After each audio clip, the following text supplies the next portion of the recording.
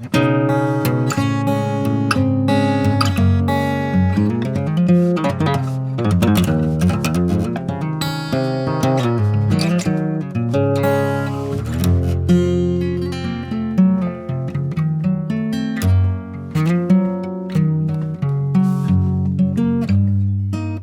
like a guitar where I can play maybe one voicing, and there's so much color just in that I don't have to play a lot of notes. I like to have like a symphonic approach to the instrument where I feel like I can treat each string like its own voice in a way. Maybe the top 3 strings I can play in a more lyrical way with a slide and a volume pedal, but the bottom strings can handle a harmonic thing and a rhythmic thing. The paradigm for that to me is there's this record that I always have in my head called Hallelujah Anyhow by a pianist and writer named Minister Thomas Whitfield. And I've just always liked the dynamics of that record and how he was able in that music to put the singers like way above all this harmonic information.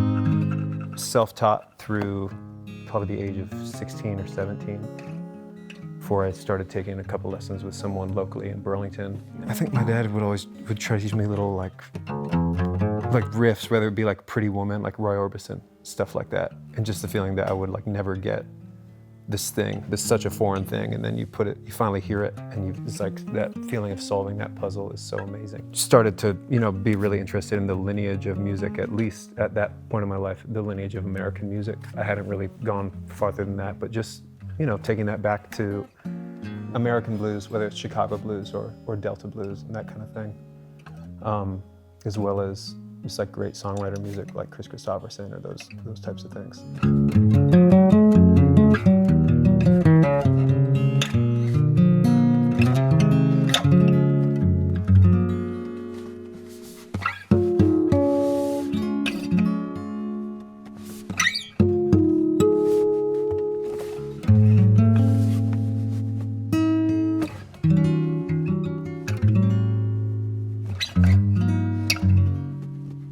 I like solo piano records, solo jazz piano records. I've always been jealous of that instrument and its ability to like have so much music happening at once. The guitar equivalent of that might have involved very dense voicings, the way that a pianist can play these, giant like 7, 8 note chords or a 10-finger chord. But I found that the instrument speaks more with 1 or 2 notes, and if you get the harmonics to happen in the right way, because then I feel like you're not limited in your ability. I feel like when you play a dense voicing on this instrument the way that a piano might, you've somehow almost made it sound smaller. But if you play a 1 or 2 note voicing and it's captured, the motion of that is captured in the right way, I think it implies like a bigger amount of space. I made an effort, especially early on, that like when I started to play an open tuning is to, just see if I could really get the whole instrument together there. A big part of what I do with my right hand is I like to get different sounds out of the instrument. If you get rid of the pick, you've already kind of invited yourself to have all of these different surfaces to play with.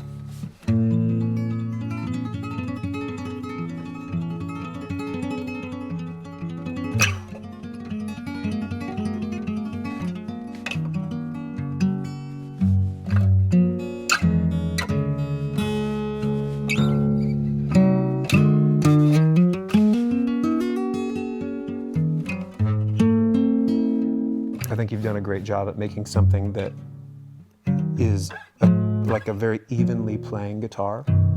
Every part of the neck feels like something and speaks, and has a tone that isn't just like a 1-note tone. It has dimension to it.